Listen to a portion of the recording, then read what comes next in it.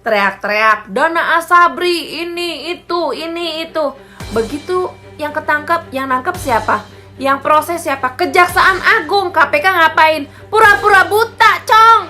Tiba-tiba lagi tidur siang, loncat ke Sulsel. Yang di depan mata aja Pemprov DKI nggak dicolek-colek sampai gini hari. Gue bingung kasusnya segitu banyak.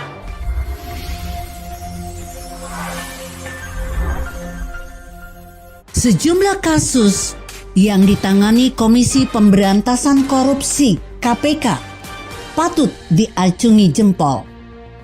Entah yang menduduki jabatan sebagai menteri atau pejabat daerah, mereka sikat. Bahkan baru-baru ini KPK menjemput paksa Gubernur Sulawesi Selatan Nurdin Abdullah yang lagi tidur di rumah jabatannya sekitar pukul 2 dini hari. Nurdin Abdullah ditetapkan sebagai tersangka kasus dugaan suap proyek infrastruktur di lingkungan Pemprov Sulawesi Selatan bersama Sekretaris Dinas PUTR Edi Rahmat yang juga kepercayaan Nurdin. KPK juga menetapkan tersangka Direktur PT Agung Perdada Bulukumba Agung Sucipro yang akan memberikan sejumlah uang kepada Nurdin melalui perantara Edi Rahmat. Bagus kan kerja KPK? Namun disayangkan, kenapa kasus yang melilit Anies Baswedan, sang gubernur DKI Jakarta, tak digubris KPK? Ada apa? Padahal ini berada di pelupuk mata mereka. Tentu ini menimbulkan pertanyaan publik. Misalnya Auky Vera Kurniawati, melalui channel YouTube Harmoni Indonesia, ia membeberkan 21 anggaran DKI Jakarta yang sangat mengejutkan. Dari anggaran Waring Kali Item, 580 juta rupiah, hingga Formula E, 1,6 triliun rupiah. Sorotan Auky Vera terhadap kinerja KPK menjadi perhatian publik.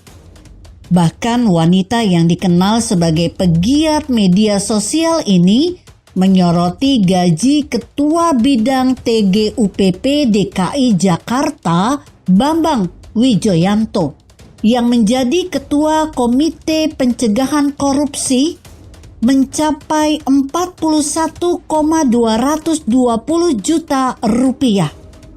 Pertanyaannya, apa hasil kerjanya Bambang Wijoyanto? Selain itu, Auky Vera menuding KPK menggunakan para buzzer teriak Dana Asabri. Anehnya, justru yang membongkar Dana Asabri adalah Kejaksaan Agung. Sementara KPK pura-pura buta dan diam. Kita lihat dulu dari KPK. KPK punya pegawai 1.586 orang. Dana yang digelontorkan negara untuk membayar gaji-gaji mereka adalah 1,3 triliun rupiah. Nolnya banyak banget. Tapi hasil kerja KPK selama ini apa?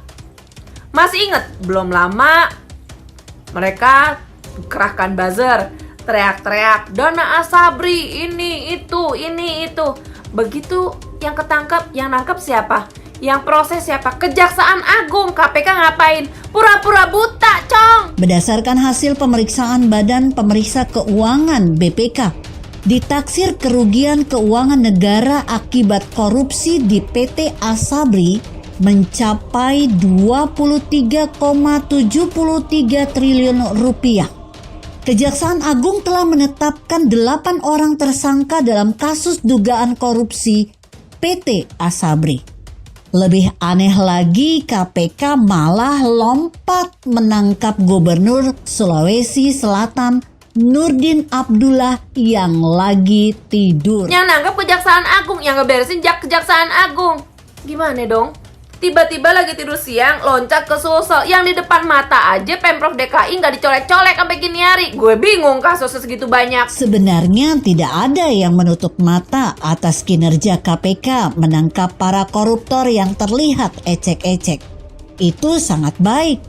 Namun kerja KPK dinilai tidak berbanding lurus dengan anggaran yang digelontorkan ke KPK sebesar 1,3 triliun rupiah. Karisma 90 memberi catatan terhadap pelaku para korupsi. Salah satu kejahatan terbesar yang merusak bangsa ini adalah perbuatan korupsi. Ketika kita mau disuap dengan uang receh, berarti kita telah mengizinkan para calon pemimpin untuk mengeruk uang negara. Kejahatan korupsi merupakan kejahatan yang menggunakan kecerdasan akal. Ini menunjukkan bahwa pelakunya adalah orang licik dan culas serta memiliki keberanian mental di atas rata-rata orang. Dibutuhkan orang yang lebih cerdik dan bermental lebih berani untuk menangkap mereka, para koruptor. Jika masih punya nurani, sebaiknya tolong hentikan perilaku korupsi. Nafsu serakah tidak akan membahagiakan, melainkan akan menyengsarakan. Apa guna menjadi pejabat yang korupsi? Bukan hanya menghina negara dan agama, melainkan juga menghina diri sendiri sebagai manusia. Agama selalu mengajarkan kebaikan dan kemuliaan hidup. Mengapa mereka masih saja berani melanggar ajaran agama dan berani melanggar hukum? Karena prinsip mereka menjadi koruptor itu untung-untungan. Ada yang ditangkap KPK, ada juga yang tidak tersentuh. Mungkin harapan mereka adalah menjadi bagian dari yang tak tersentuh. Jika Anda berpendapat lain, silakan tulis komentar Anda di kolom komentar di bawah ini. Saya Emma, Karisma 90.